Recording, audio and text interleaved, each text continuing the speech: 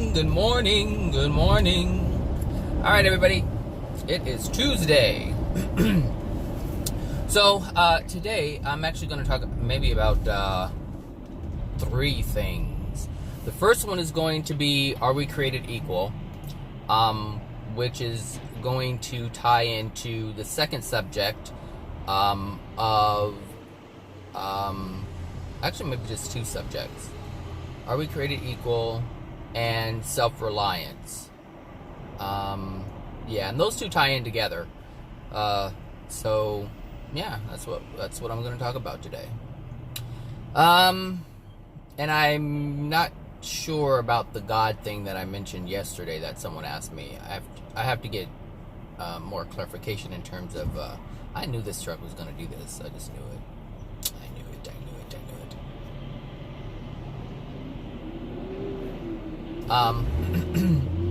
So here we go.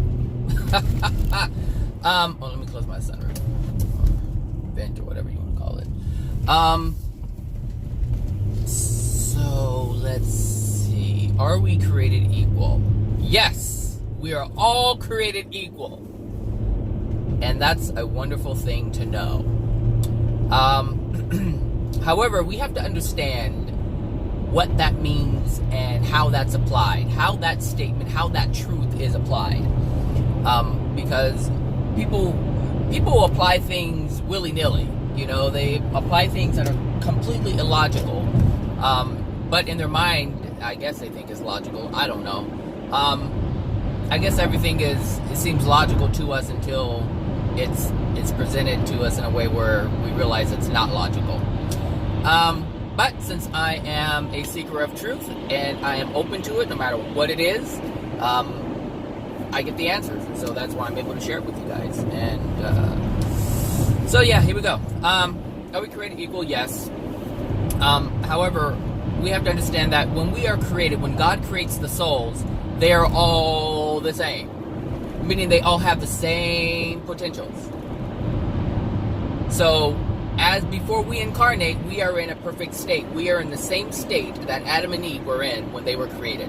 That's our soul condition at our creation, or I should say awareness. Right before our awareness, we are all perfect. Like all of the souls that haven't even been incarnated yet. Like there's souls out there who have never been incarnated, and they have no consciousness whatsoever. They have no awareness whatsoever.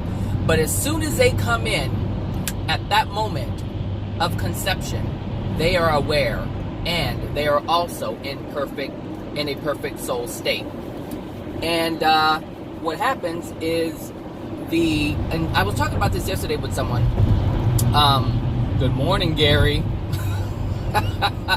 When the reason why the souls are degraded when it hits the mother's womb is because the mother's soul is degraded, and the father's soul is degraded, and all the people around them, their souls are degraded. And so what happens is there is what we know as what we call the aura is basically like the soul or the spirit body or whatever, and it has holes in it. Well, there's a protective barrier that's created by the parents, but that protective barrier is only as strong as the parents are. So if their soul is weakened, then that protective barrier is going to be weakened. So if the parents have emotional injuries, meaning they have all these different things going on with them that creates these little holes within their aura, then these spirits who have similar emotional injuries can reach into that little hole and kind of manipulate and give energy and do things, but it's only through that little hole. There are other holes that we have that are emotional injuries, but if that spirit does not share that common emotional injury, they cannot utilize that hole, meaning they don't have access to that hole. So they don't have the code, they don't have the key, they don't have whatever is needed in order to access that hole that is within that barrier that you have. So they have the right access code, they can get in and manipulate and tinker around and do all kinds of things and attach and drain energy and give energy and all that stuff. So that's what happens when we incarnate. However, the thing is, like, we have this, that has to happen. And the reason why that has to happen is because if another spirit, if let's say a soul came in perfect condition, nothing was wrong with them, how would you learn of your ways? How would you learn of the things that are within your soul if you don't have that child to mirror the things that are within you? Because that's what's happening. That's why you get so angry with your children, because they are doing something that is triggering an emotion within you.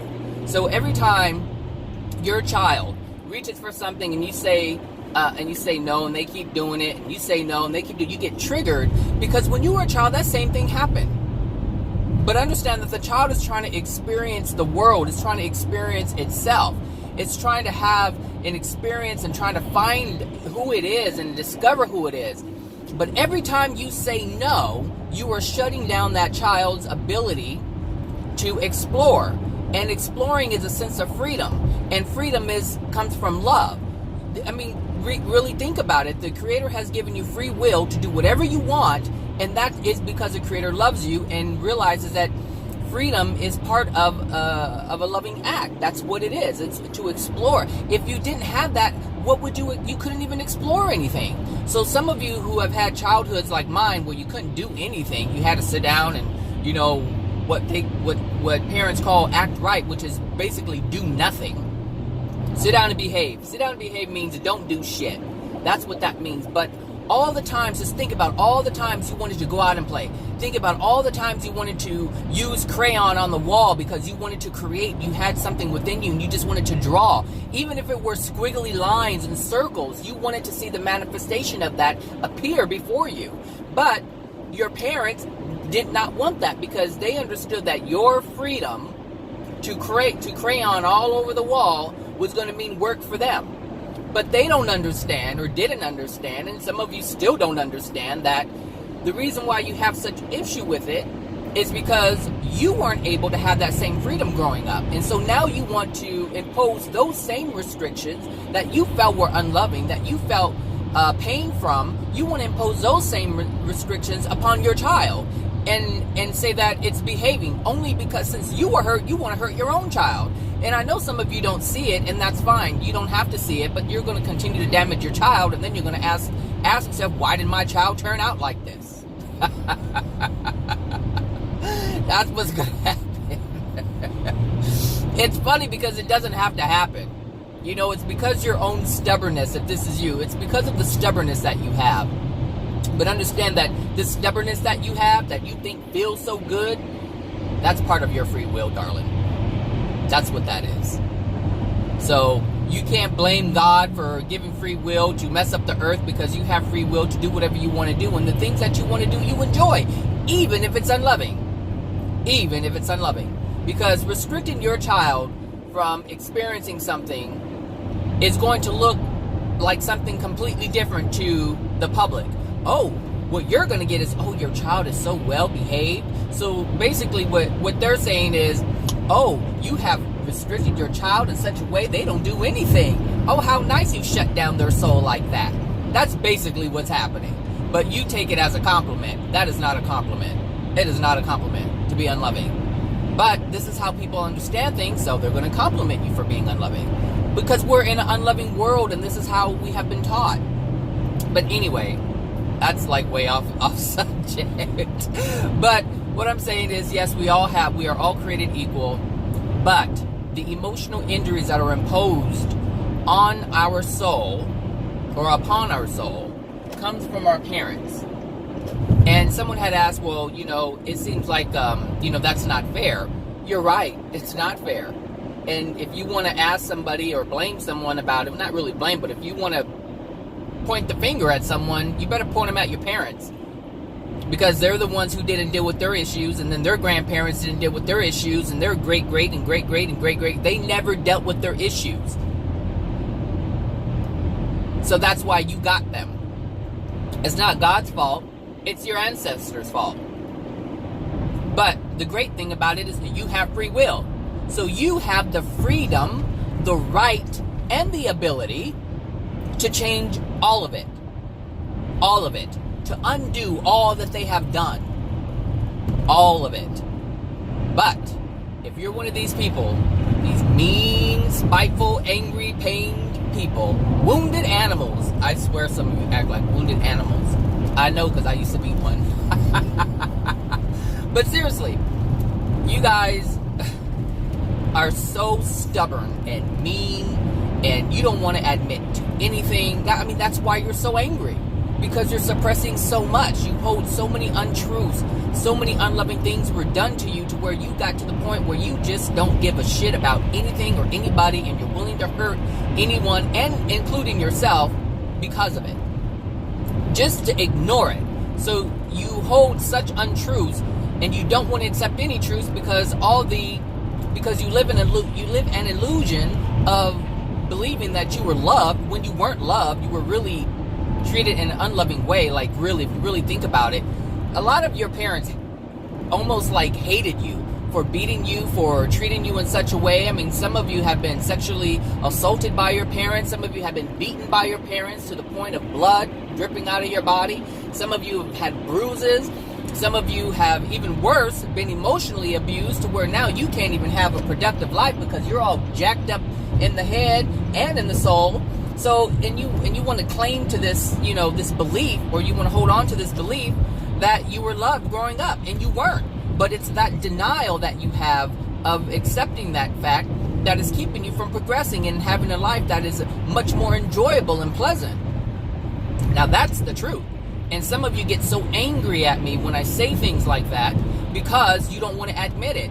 But if you're going to improve your life, you're going to have to admit it. Look, it doesn't matter. Like, I know my mother did what she did, and my father wasn't in my life, and she was part of that. But that happened because she felt like that was the only thing that she could do, because my father became abusive, an abusive alcoholic. And so I understand the things that have happened, but that does not take away the fact that I grew up without a father, which is what my father has to realize, and my mother has to realize the thing that she has done to me in her stress, because a lot of the abuse that I got was from her own unhappiness. It didn't have anything to do with me, but she projected it out towards me, and so I was the recipient of her anger, because she wasn't going to look at herself and say, "Oh, my life is miserable." No, what she did is she said, "My life is miserable because of you." Like, that's what I heard. It's like she would always say, "I wish I never had kids." Well, yeah, that's the truth. She does wish she never had kids, but she had them. And it's the fact that she had them that made her realize her life was crap, because she did not have the freedom. And there are so many mothers out there who end up getting knocked up for the wrong reasons, and not having a child for the right reasons, but for the wrong reasons. Whether they let some guy trick them into, believing that they cared, and that they loved them, when they didn't. All they wanted was a piece of ass, and you gave it to them because you believed the lie. And now you have a product of that lie, and now your freedom is taken away. But that's nobody's fault but your own. But that's only because you had emotional injuries that were passed down from your parents and their parents and their parents. So there really isn't any blame, because everyone is in the same boat, because nobody wants to take responsibility for the things that we do. And this is one of the reasons I will not have kids right now. There's no way I would ever do that, because I already know. If my dog gets on my nerves sometimes, and my dog is very quiet and chill, but sometimes she gets on my nerves when she does things she's not supposed to do. I already know if I had a child, which requires even more of my time and energy, no, that is not going to happen. I would not do that to a child, because I already know my response from my current soul condition. And if you have that same outlook, then you wouldn't have kids, and you wouldn't create more karma for yourself, because every time you do something wrong to any of God's children, which is any soul on the planet, you are going to create karma for yourself. Meaning you're going to engage, you're going to create an opportunity for the law of compensation to come in and weigh in and say, "Hey, look, what you did is not right. What you did is unloving. Hey, what you did is unloving. Here, experience this. Hey, remember that time you did that to that person? Here, experience this." This is what you do every time you mess with people. This is why I don't mess with people anymore. I don't joke around with them. I don't put them down.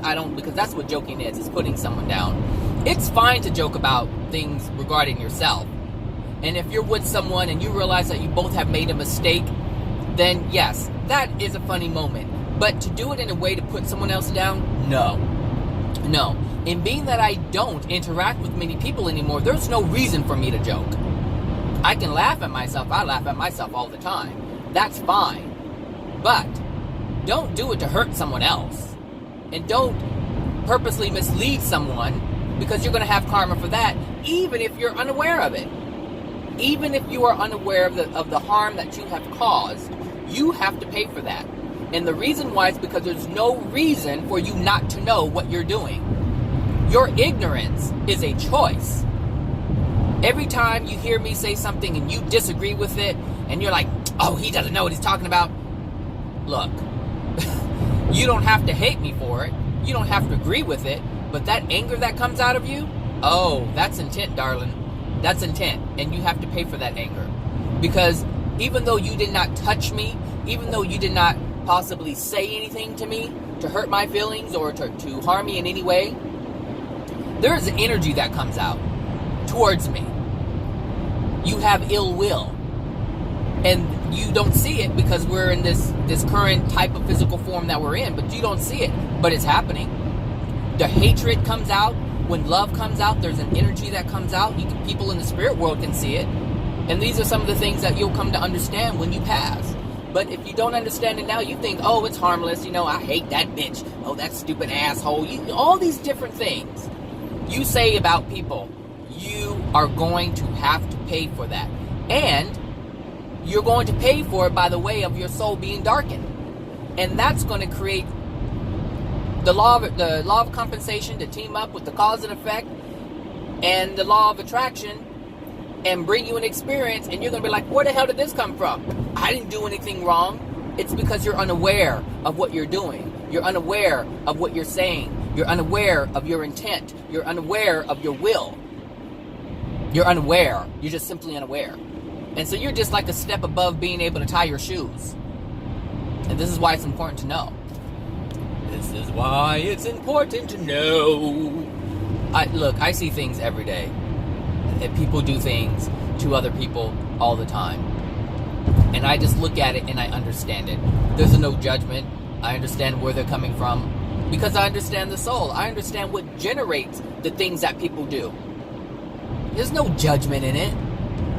If you can get to that point, then you have a lot of time to just work on the things and realizing what's going on within you. But as long as you're focusing on other people and judging other people, you're not going to find shit.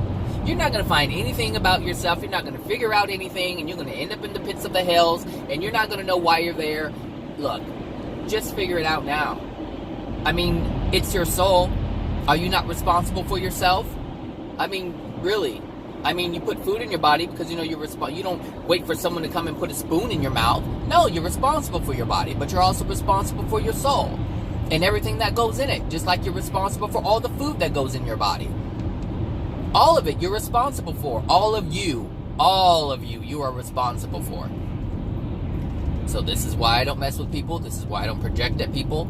Like, I get angry. I told you that. I get angry. I get angry that I have to experience these people. But that doesn't mean that they have to be the asshole. That doesn't mean that, I wish they wrapped themselves around a telephone pole. I mean, you guys see me, with these people on these phones. It's like, it's annoying. It's really annoying because they're in my way. That's what's annoying. But again, I told you that's the theme of my life. So I have to find the emotions that, and basically, and I was talking to someone about this yesterday because they kept experiencing all day long this experience of someone holding them back, not being able to do what they want to do because someone was preventing them from doing it. So, like, they said they were, driving. They were driving to work in the morning and this car was driving slow, and they just swooped around them, and another car swooped in front of them, and they were still held back. And then they were getting help from assistance from customer service or something, trying to help them figure something out on the computer. And that person was like not the sharpest tool in the toolbox, and it's like, or sharpest knife in the drawer. They just didn't understand, and they were just sending them around in circles, and they were preventing them from doing what they actually needed to do because they could not get past the person who was holding them back. who was supposed to be helping them, move forward with this thing. And I said, well, look, you have to look at your life. Are you not seeing the signs? All day you've been held back by people. So this is obviously associated with something from your childhood. So think back on your childhood when people held you back. And the thing is, and here's the thing about family. This is so true. You hold yourself back in order to be with your family. Because of your fear and codependency that has developed, because this is your family dynamic and this is how everyone interacts with one another, there's things you want to do in life. But because it's not important to them, they'll say things like, oh, that takes too much time. You're never going to get they're not going to hire you. Maybe because of this, that, and the other. You're a woman, or you're black, or you're this, and you're that. Like all these different things. Like your family members will do things to discourage you. And that means that they are holding you back. But only because you allowed them to hold you back.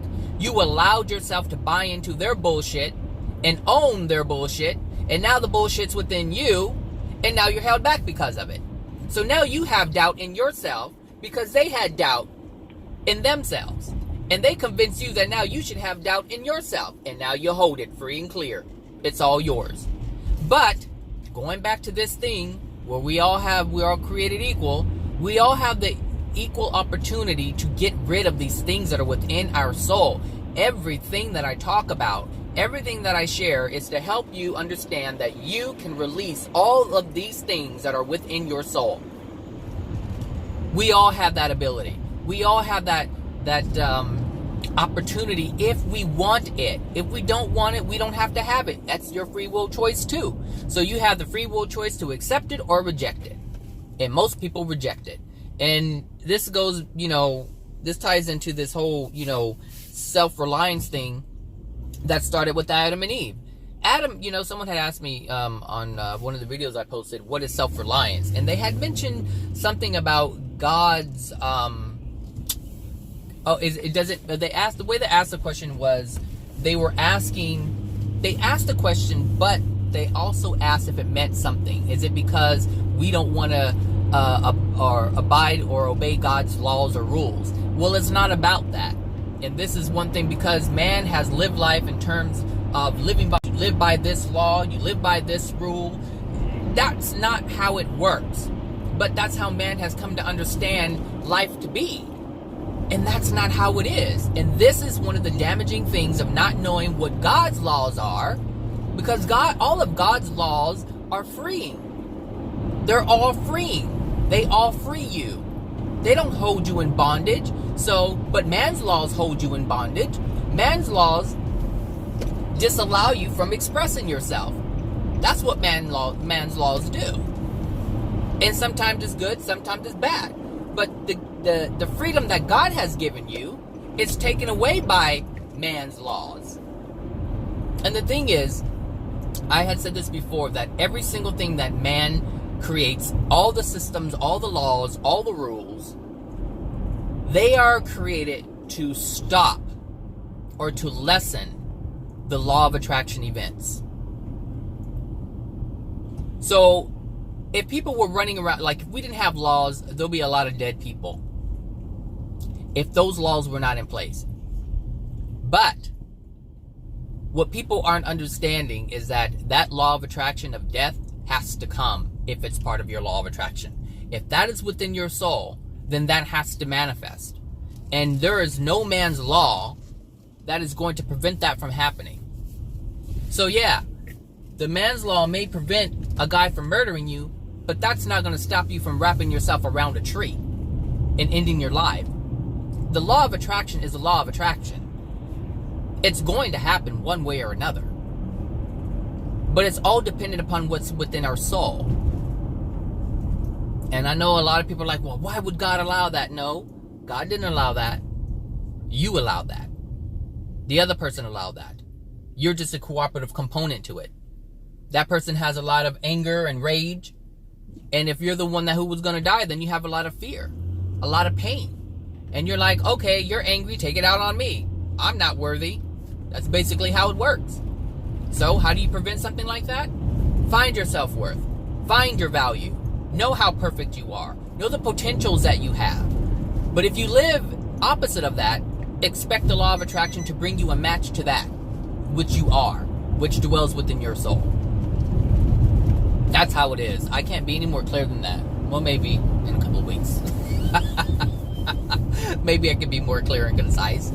But, I mean, really, that's just the way it is. So everything that has happened to me, I already know why it happened. And there's nothing I can do to change the past. But there are things that I can do to change the future. Change the present, which is going to affect my future. See, the thing is, your past is affecting your present, which is also affecting your future. But if you live from the present, you have the ability to change your future, not allowing your past to dictate your future. This is why we have to do things differently. We have to change. It's like the day you stop smoking. The day you stop smoking is the day that you start loving yourself more. Therefore, your future is going to change because you have stopped that action. Makes sense? That doesn't mean that you're not going to pay for the things you've already done to your body, because there are effects of the things that you've done to your body. There are many different things that have to come out from that. Some people die when they stop smoking. Some people die when they stop smoking. And I know some people are like, well, and I know someone who's like that. Like, they won't stop smoking because a relative of theirs stopped smoking and they died not too long after. And so in their mind, they're like, well, you know, I'm just going to keep smoking. Had he kept smoking, because all the time he was smoking, he was alive. But he stopped smoking, he's dead. Like, that's childlike logic. That's so illogical, actually. That's childhood illogical thinking. That's simplistic thinking without anything to back it up. Now, the fact does remain that that person died after they stopped smoking. Yes, that did happen. But the question is why? And the thing is, you have to understand, I'm not getting behind smoke screen. That's a transformer right there.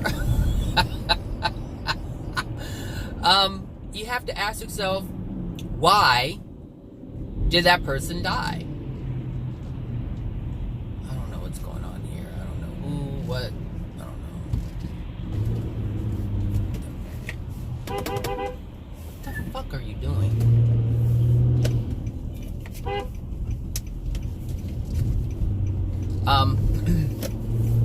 So we have to ask ourselves, what happened in that moment? Or I'm sorry, what was the smoking doing? The smoking was suppressing something they didn't want to acknowledge. They didn't want to acknowledge what was in their soul.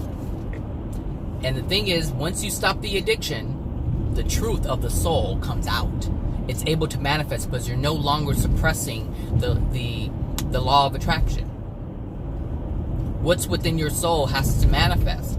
And the thing is, every time we do something to counter that, we're not allowing the law of attraction to present what is really within our soul. And the thing is, if you're smoking, if you're doing all types of drugs, any type of drugs, then what's going to happen? What's actually happening is you're not loving yourself. You're putting all these death chemicals in your body. That's what's happening. So at some point, you're going to die from that stuff.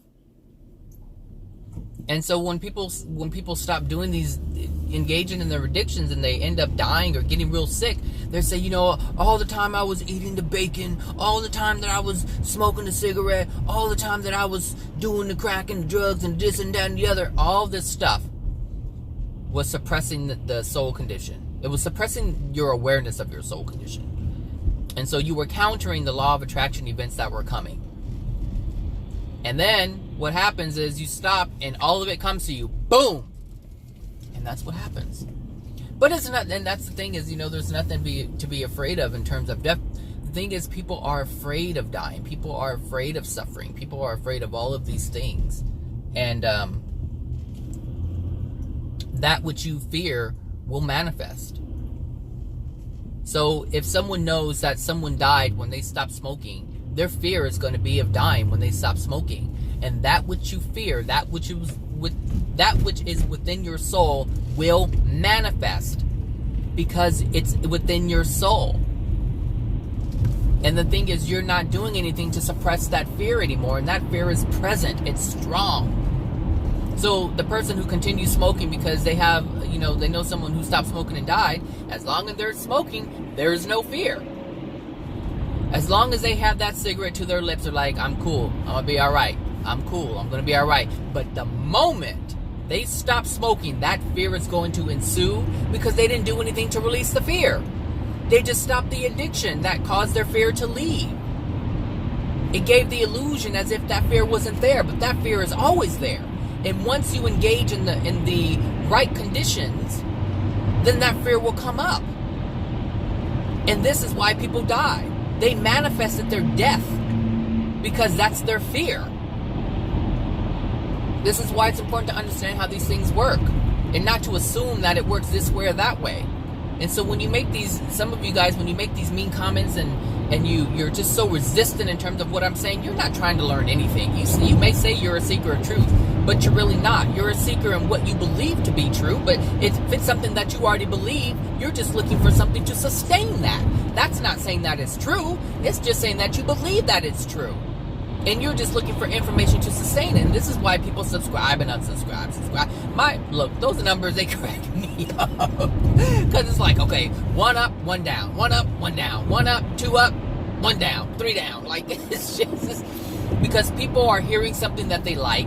And then they hear something that they believe in, whatever it is. And then they hear something that they don't believe, and they're like, I'm not listening to him anymore.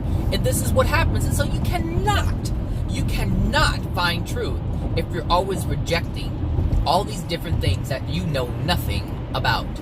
Like this person at work, I said, things are happening because of what's in your soul. She's like, well, I don't know what's in I don't understand the soul. And that is a truth. That's one thing that she admits. But when I'm talking about the soul and the things that are within, she's like, that's not true. That's not true. But yet, she just said that she doesn't understand the soul. So why would you reject something or weigh in on something that you have no clue about, like you have no knowledge about? Why would you do that? Because this person's in denial. And this person isn't trying to understand. This person is all about trying to get other people to understand their perspective, and they don't understand that their perspective is what's causing their pain. And now they're trying to convince other people to believe the same thing.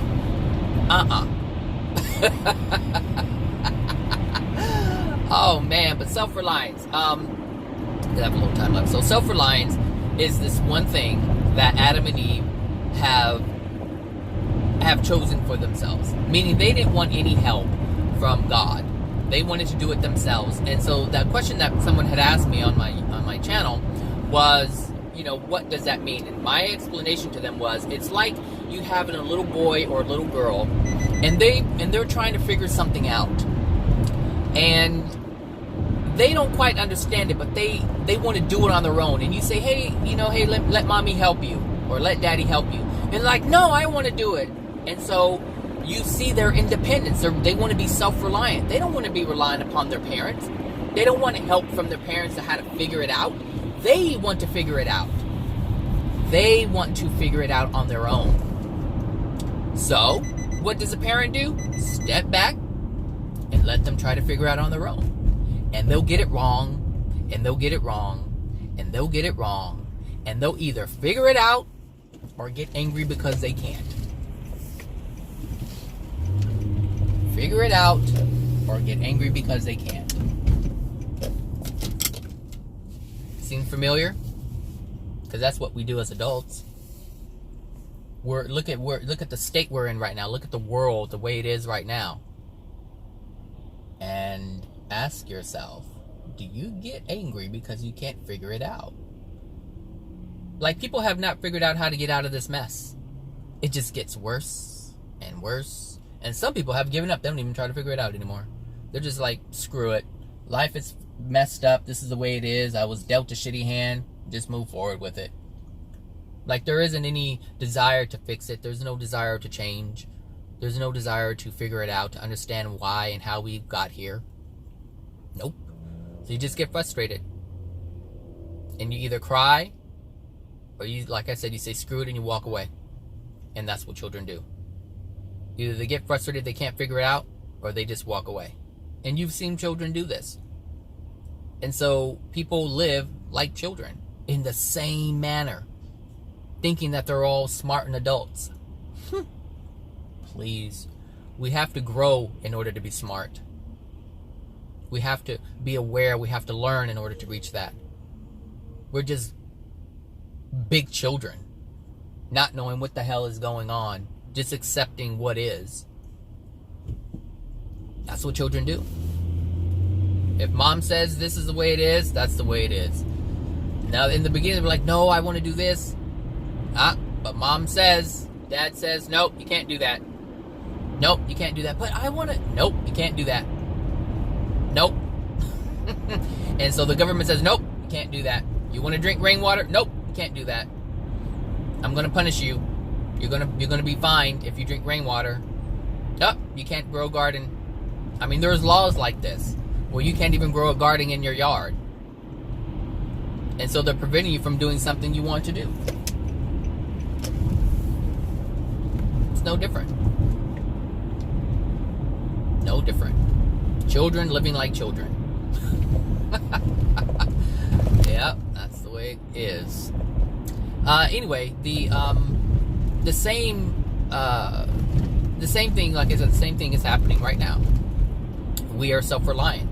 And so when it comes to God's universal laws, because God is the creator of all the laws, all the universal laws that are governing our soul, and it's not about us obeying the laws or, being obedient. It has nothing to do with that. It has nothing to do with control, and this is how people understand universal laws, as controlling. And it's not, it's freeing. Do you know the celestial spirits, they're not governed by the laws of compensation. There's a lot of laws they're not governed by, because there's no need for them to be governed by it. We here are governed by laws. The law of compensation, the law of cause and effect, in a bad way. Like karma, they're not governed by the law of karma, the law of compensation. They're not governed by that. Do you know why? They're not doing anything unloving to have to engage with that law. So there's a law that says you're not supposed to steal here on earth. Well, I'm not governed by that law because I'm not engaging with that law. So if you did things that were in harmony with love, you wouldn't engage in these laws. It's that simple. There are laws that God has created that says you're not supposed to have unloving things within your soul. You have taken that on from someone else, and you're not supposed to do that. You're not supposed to take on any unloving things that someone is trying to give to you or experiencing. Yet we do that, and there is a law that says that is not supposed to happen, and it's not supposed to be there. It's like no parking. There's a law that says no parking here. Don't park there. If you park there, you're going to experience a penalty, or what we call penalty. And so, God's laws operate the same way in terms of man's laws, and that's on purpose. I'm not saying that man's laws are right. What I'm saying is that they operate the same way. There is a structure. It's supposed to be lived by a certain way, and if it's not, there's going to be consequences to that. It's like, I don't know, you guys probably can't see it, but here in Los Angeles, there's these anti-gridlock times. And like even this man, there is a law that says if that red hand is flashing or solid, you are not supposed to step your little butt off of that curb. That is a law. And the reason why that law is to prevent what was just happening. People can't make turns, the traffic cannot flow properly, and this is why you have people, honking their horns like I honk my horn, because people are moving slow across the street because they moved, they stepped foot off of the curb when they weren't supposed to because they didn't have enough time. And so the cars don't have enough time, and now they're stuck in the middle of the road and everybody is honking. So there's a reason why these laws are in place. But if we don't abide by those, we have chaos. And chaos is an unloving effect. That's what it is. Chaos is the effect of things that are unloving. So that old man who was crossing the street could care less about anybody else. All he cared about was getting across the street. But he didn't care about who he was preventing from getting to where they need to go. And this is why we experience the things that we experience, because nobody cares about anybody else. Everybody wants, and this is the thing, but if you were reliant upon God, meaning if you were reliant to understand or allow God to help you understand, because this is all what happened with Adam and Eve, is they were given the opportunity to understand more. And they were like, we don't need your help. Because, and this is one of the things I really hope you can really wrap your head around. Adam and Eve, or a man and a man, were not created like with the consciousness that we have. Like, they knew so much more. So they had, much more knowledge than we have. They had a greater understanding than we have. So it's not like they were stupid like us. No. They weren't ignorant like we are here. They had knowledge. And this is why they felt they can do it on their own. Because they knew so much of what was going on.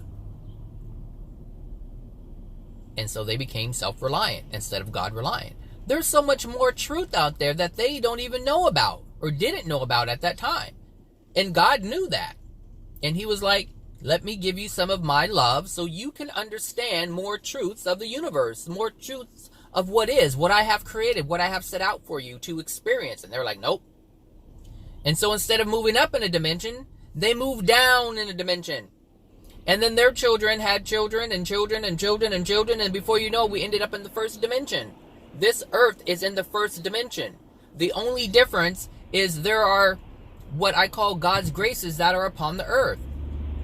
You have all this physical matter that we're able to manipulate despite our soul condition being in the first dimension. Despite the soul condition of the murderer, understand that the murderer is in the hells already. His spirit body, or her spirit body, it's in the hells. That's where it resides. But here on earth, it's just here. Able to manipulate matter. Able to enjoy the flowers and the trees. And everything that's here to be enjoyed. All the experiences, the music, the dancing, everything, art. That person whose spirit body is dwelling within the soul, within the lower hells right now, is here on earth. In physical form. But when they release from their body, they won't be in this condition anymore. They won't be in this environment anymore. They'll be in a dark place with a lot of pain, their spirit body falling apart, and so much pain in their physical body, and there's darkness, and it's smelly, and it's this and that and the other, and there's no love there whatsoever. There's only hatred and fear. This is why I say you better be mindful of your soul condition. And the thing is, it's not about, like when I say my soul condition, I'm not focusing on which dimension it's in. All I'm focusing on is if I'm being more loving to myself and to others. And if I'm trying to release the things that are within my soul, this has nothing to do with what level are you in or what level I'm in. That stuff is irrelevant, because as you accept truth, as you accept love, as you live love, what happens is you automatically move up. Without even realizing it. You just end up in a new location. You're like, whoa, what happened? Where are my friends? Where are my friends? And the thing is, after you do it for a while, you're not afraid anymore. Because you understand what's happening. But when it first happens, you're like, why am I here? Why am I separated from everybody else that makes me comfortable? You understand? So, it doesn't matter about, the levels or anything like that. What matters is that you want to be a loving person, and you understand the things that need to be understood in order for you to be a loving person. It's not just sitting Indian style meditating saying I am love. That is not going to work, and you'll find out when you pass.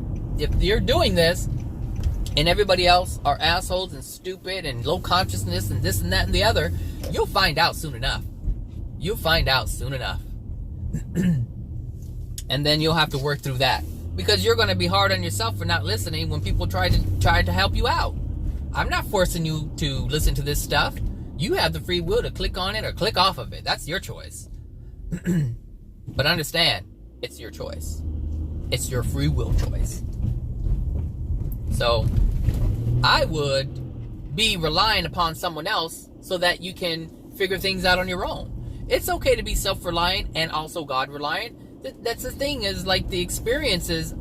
Oh, I need to go in here.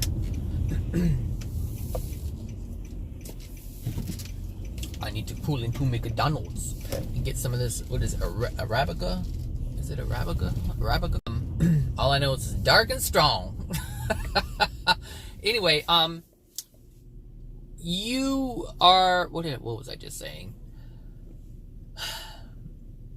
All I'm saying is you'll figure it out. Oh, you'll be hard on yourself. It's your free will choice. But the thing is, like, for instance,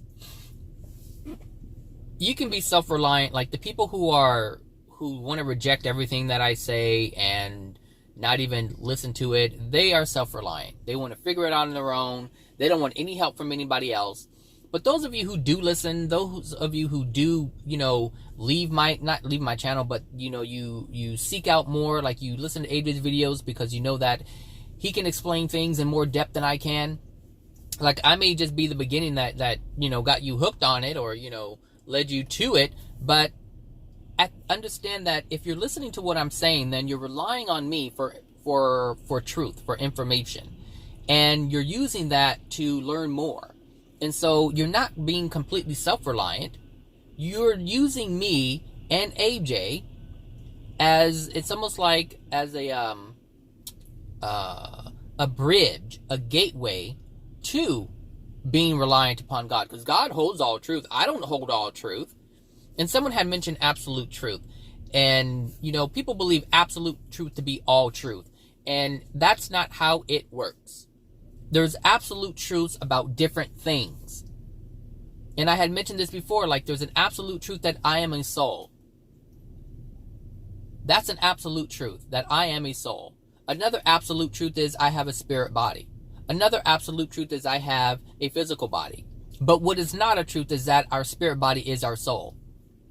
That's not an absolute truth. But that's not saying that absolute truth is all truth. It's only there's absolute truths about different subjects. And if you can wrap this around your head, then you'll be able to see. The thing is, everyone wants a one thing fix all. That everybody wants one answer to just fix everything. What's the one explanation to answer all the questions? There isn't one. Well, I should say there is one, but we haven't gotten there yet. Like God knows why he created everything. There's an absolute truth. There's an answer to that. There is an absolute truth to that. But we haven't gotten to that point. We don't even know about ourselves. We're trying to learn about everything else. How are you going to learn about God in its entirety and you don't even want to learn about what's in your soul? Get the F out of here with that mess. That doesn't make any sense. That doesn't make any sense at all. But that's how people see it. They're like, I want to know about God. I want to know where we came from. Those are all great things, and yes, you can know those things, but don't you think you should learn about yourself first? Because that's the only way you're going to be able to learn the other things. Like when Jesus was here in the first century, he didn't know what he knew until he knew what he knew, but he only knew what he knew because he embarked upon a process of discovery. And he learned about himself. First of all, he learned about things around him by observing people, by observing nature. He learned about his soul. As he learned these truths, as he absorbed these truths, it changed his soul.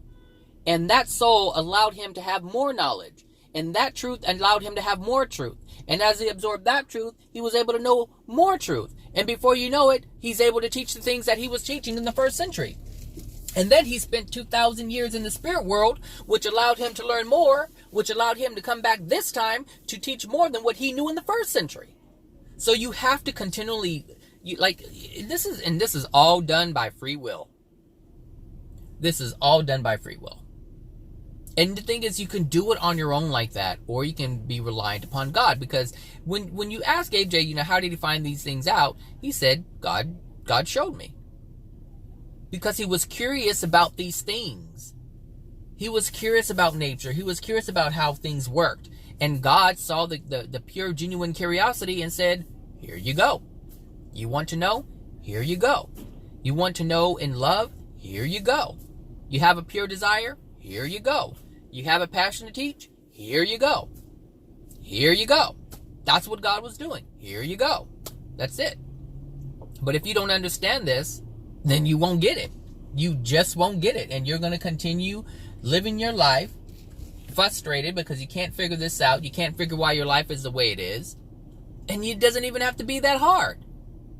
If you look at the things within your soul, and this is the thing, accepting truth. If you look at your soul and accept the truth that are in it, then you would know. It's that simple, but you don't want to accept truth. And that's evident because you don't want to accept anything that's within your soul. You don't want to look at the pain that's within your soul. And the thing is, that's the truth. The pain within your soul. Do you see? As you accept truth, you are awarded more truth, knowing of more truth, having and holding more truth. But only if you have a pure desire for it. And that begins with yourself. And this is how this all started with me, is looking at myself. I started looking at the truth of what I was doing. Not so much the emotions, but how I was feeling, how I reacted. I was looking at those truths. And I was comparing them to what God views as love. And I was like, that's not loving. And I started to accept these truths about me. I started to accept these unloving things about me. I started to accept the unloving things that were given to me. I started to accept truth. And as I accepted that truth, more came and more came and more came and more came and more is coming. And it will continually come because that's my goal. 1 second. Okay. So yeah, that's how it works, people. I will always have truth coming to me because I'm willing to accept it. Not what I feel is true, but what is true. And I didn't create the truth. I just want to hold it. That's it. I didn't create the truth. So that's why I can't. That's why there isn't anything really within me that I'm aware of.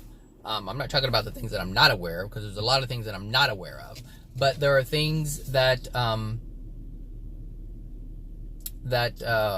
lost my train of thought.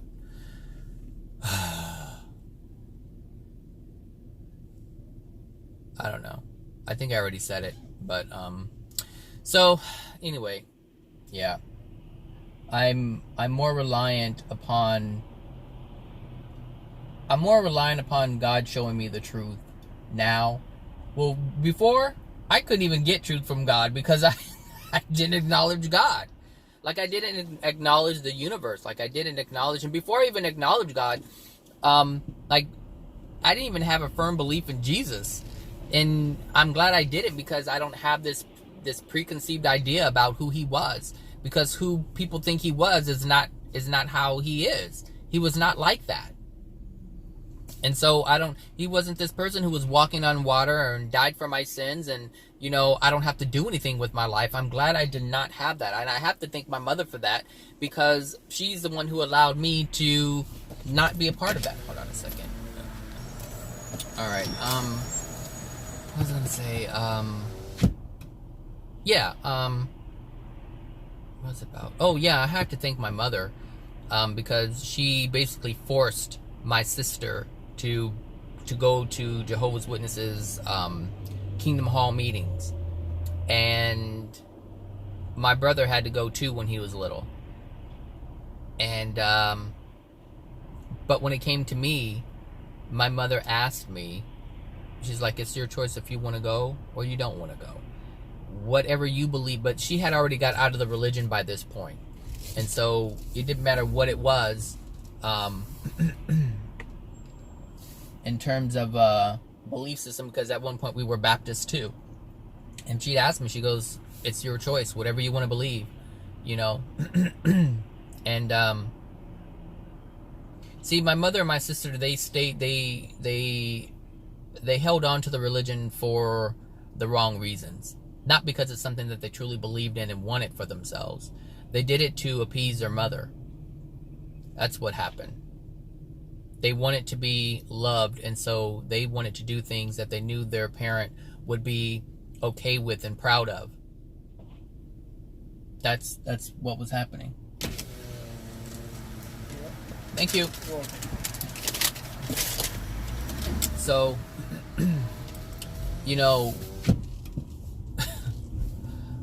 it's, we have to ask ourselves, why we do the things that we do. Lady. Oh, she had a hard life. I can see that. She's been beaten. She's been all kinds of abused. Drugs.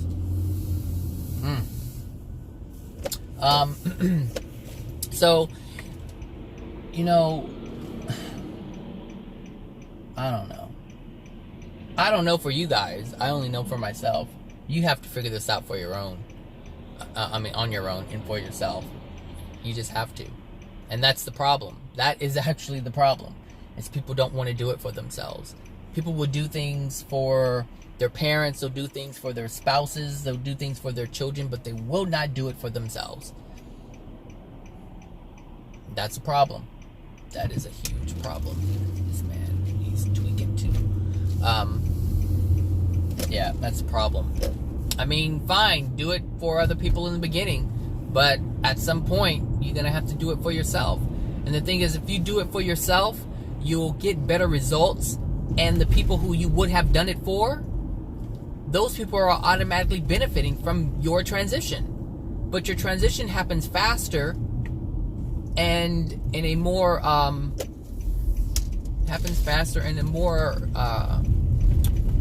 intense way. Like, you get more out of it if you did it for yourself, and the people around you will benefit from it, and you don't even have to think about them. It's just automatic. It's automatic. I need to go to the bank, get all this money off of me. So yeah, anyway, have a wonderful Tuesday, everyone, and I will talk to you guys later. Bye.